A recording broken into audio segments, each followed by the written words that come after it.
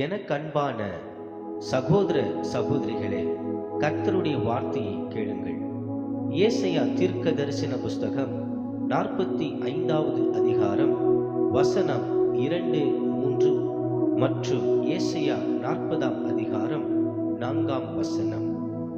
உன்னை பெயர் சொல்லி அழைக்கிற உன்னுடைய தேவனாகிய கர்த்தர் உனக்கு சொல்லுகிறார், நான் உனக்கு முன்னே போய் கோணலானவைகளை செவ்வையாக்கி கரடு முரடானவைகளை சமமாக்குவேன் என்று கர்த்தர் சொல்லுகிறார்.